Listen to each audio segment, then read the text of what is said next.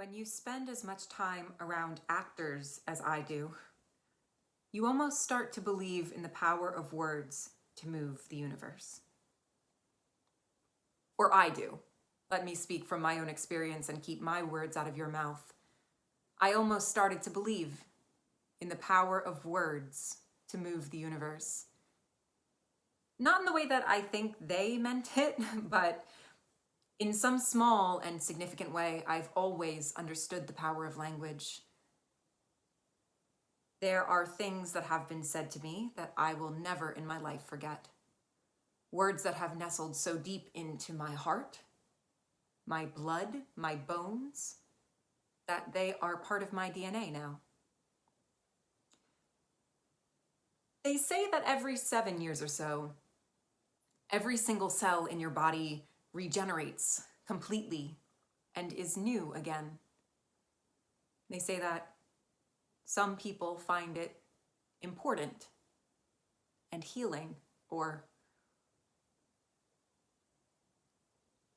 I have found it important and healing. I have. I do. I'm going to be 28 next week. I wonder if in 7 years, those deeply embedded words will also begin to leave my skin in a sort of filmy ooze, coming out of my pores like sweat. Like the summer of 2019 when I had just returned from London and I hopped in a car and traveled around visiting people and places that I had loved and missed.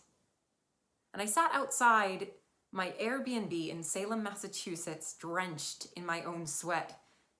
And I watched it running sideways off of my arm like rainwater. And I kept this photo for evidence that all of that water was inside of me, coming to the surface. Oh, so back to words.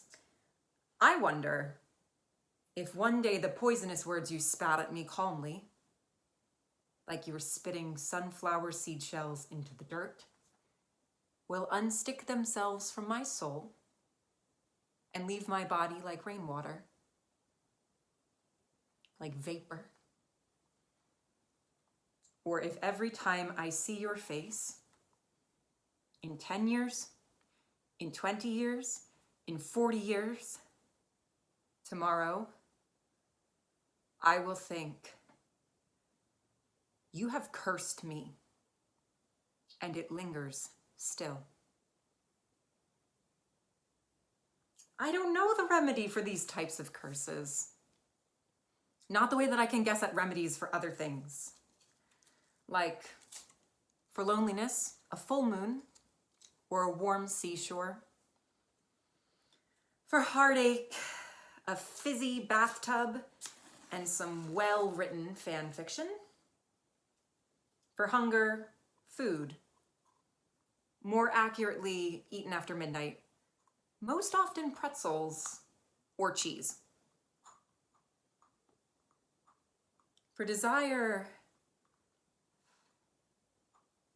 things that I keep in a bag, locked under my bed. For fear, a heavy frying pan and a well-timed swat. I think in order to defeat a curse or a demon, you first need to call it out by name. Excuse me. I'll remind myself again. I think in order to defeat my curses or demons, I first have to call them out by name. This is difficult. For some nights, I can barely remember my own.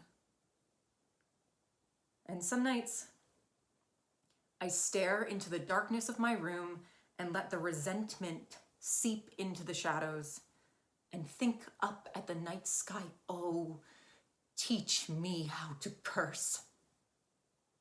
And spit venomed words into the still quiet of my lonely room or my frost-cold car. Like, you have created the thing that will destroy you. And There will come a day when you look at me and see that I have erased all of the shit that you smeared into me and replaced it with brilliance. And maybe when you look into the mirror, you will see traces of me in your DNA. But I will be long, long gone. And maybe you will find your curses redoubled upon your own soul. After all, they say words have power. And I suppose, I do believe it.